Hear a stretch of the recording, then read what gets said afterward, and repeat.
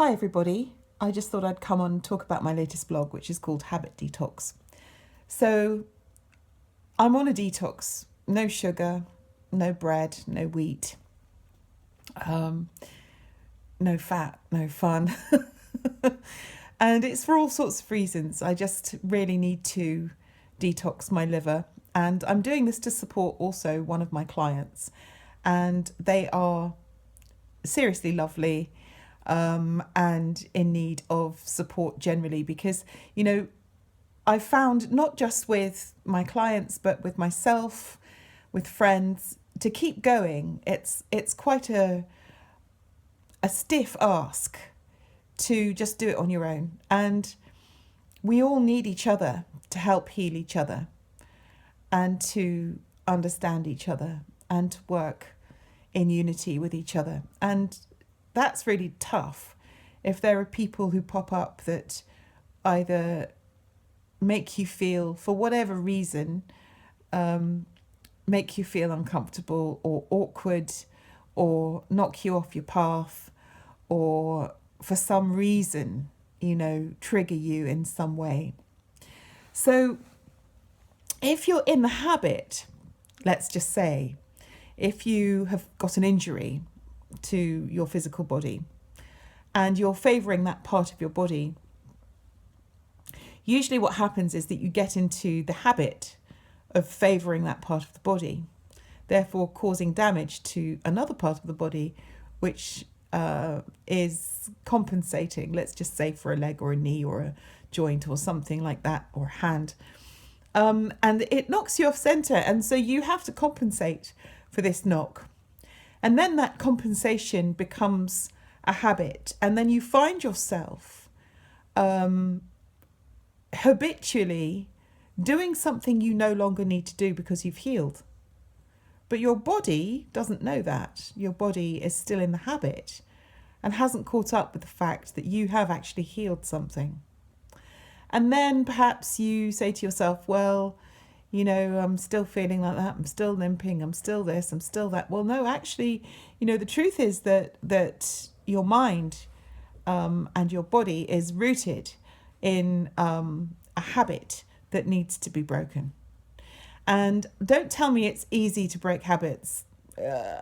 It's challenging at the best of times. So I used to smoke like a train. Yes, I did.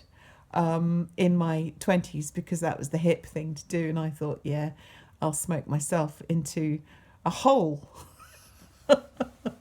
I'll do the kind of self-piteous poor artist routine, except I wasn't poor. I was making money out of my art. So it was all a front. It was all a load of rubbish. I could say, I use another word there, but I won't.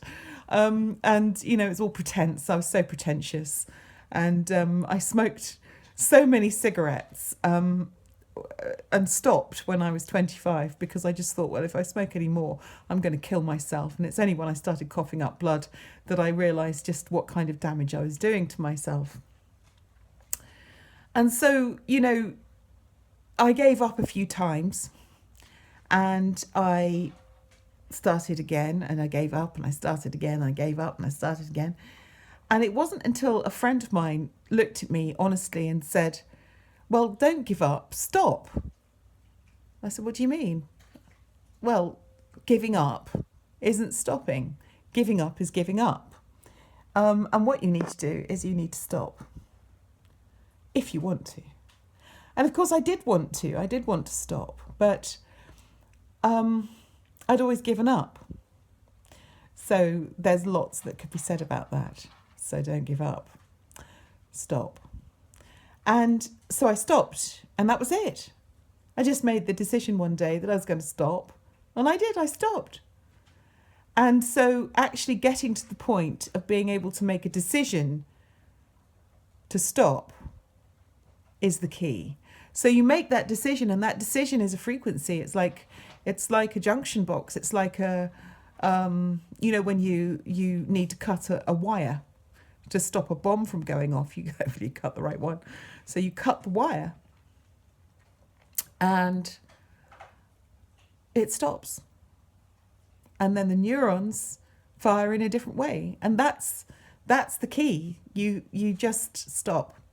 So there are habits that we all have, and sometimes the habits are even just like really weird kind of habits, like the habit or addiction to feeling sorry for yourself, or the addiction to some kind of food which compensates for the time when your brother or your sister said something to you that was just, horrible and life changing and whatever at the time, when actually now, the truth be told, it's just really silly if you really look at it, but it's devastated your whole life.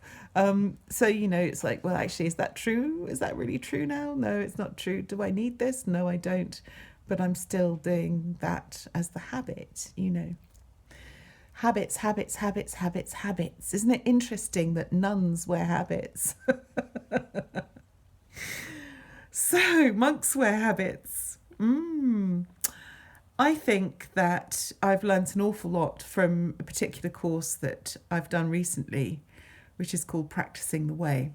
Now, whatever way you have chosen, what path you have chosen, whatever that is, I think the key issue here is the word practice. So you practice the presence of God. You practice not having sugar. You practice changing your thoughts or lens when you look through and perceive something, because you have more knowledge about it, because you have more capacity to comprehend something. And then after 3 weeks, you've changed the habit. It's no longer a habit. It's now ingrained. And another 3 weeks, we'll see that neuroplasticity take shape, and those neurons will fire together, and you'll be thinking differently for the rest of your life until you make another decision to change. So this whole process of ascension and change is a series, really, of decisions made for the betterment of not just yourself, but those around you, and the impact that you have on other people. So let's just say you have a physical problem that is a manifestation of not feeling good enough, something like that, and that's caused you to get out of shape and not take care of yourself. Let's just say that. And then that not taking care of yourself becomes a thing, becomes a habit.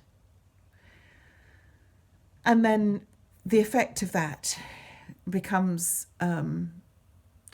has an impact on other people who then judge you accordingly, and don't want to be around you. It's absolutely extraordinary how these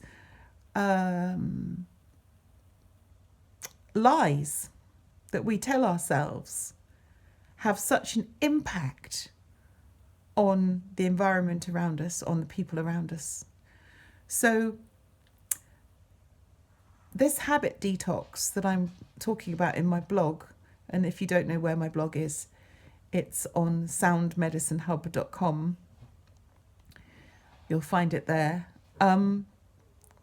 Is all about discipline, resisting the resistance. Yeah. So we have resistance to change. We have resistance to, wanting to improve. We think we want to improve, but then we don't actually do anything about it. So we have to resist our resistance to that, and then take some action, some positive action, and keep going. So if you're on a detox, if you're on a fast, if you're trying really hard to make the changes, don't stop. Keep going. Keep disciplining yourself in a positive way, not in a sort of autocratic,